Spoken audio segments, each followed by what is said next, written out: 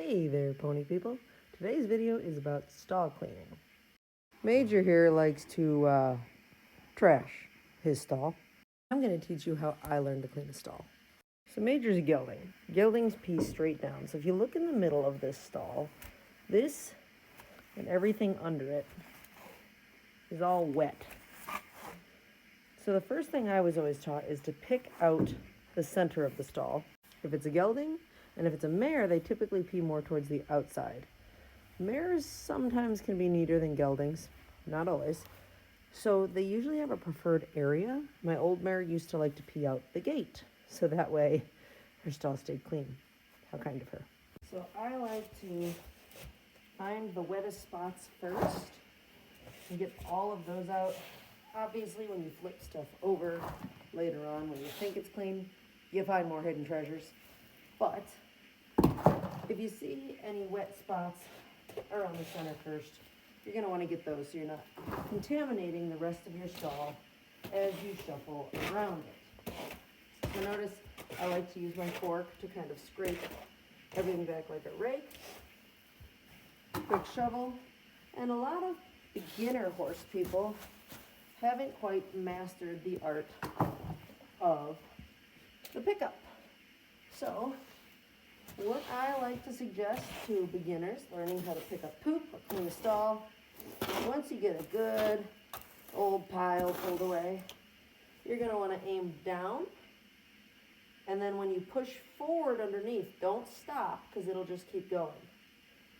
Go down and forward and then up as you follow through, like so, and you'll get the biggest scoop. What I'm doing now is pulling everything away that's dirty and bringing it into one pile, so I'm not wasting all of my energy going back and forth to the muck bucket or a wheelbarrow. Just kind of putting it all in one pile. And when you get close to clean stuff that might be in there, I just kind of pick it up and toss, and the clean stuff falls out, and the dirty stuff kind of goes in. I will just take the hay and I will toss it into the corner where he can eat it later. But I like to pull everything that's under my water buckets and the grain buckets away. So it's a clean area for him. He's not likely to poop and pee where he eats. Some of them aren't that intelligent. Now this is basically what it's going to look like when you have everything butted up against the clean stuff that's been pushed to the outside, pulled away. You need to get yourself some lime if you don't have it. Specifically agricultural lime. And pour it in the center of the stall that gets the most wet. It doesn't have to be a ton. Just all over, especially in that center wet spot.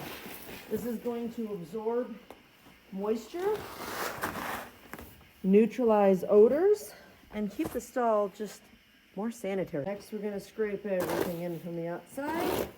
And I had kind of a little pile of stuff that was usable, but not the cleanest stuff in the entire stall. That is what I'm putting over my center wet spot. Of course, the crucial part in all of this is to make sure you remind yourself of that little girl or boy who just had to have horses.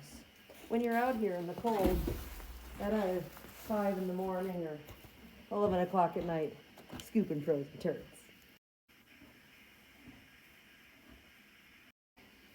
If you're anal about it, you like to get a little sweep at the front gate. Clean by where he stands and eats, and here he is trying to ruin it. The cats have taught him to pee in his litter box as soon as it's done. Rude.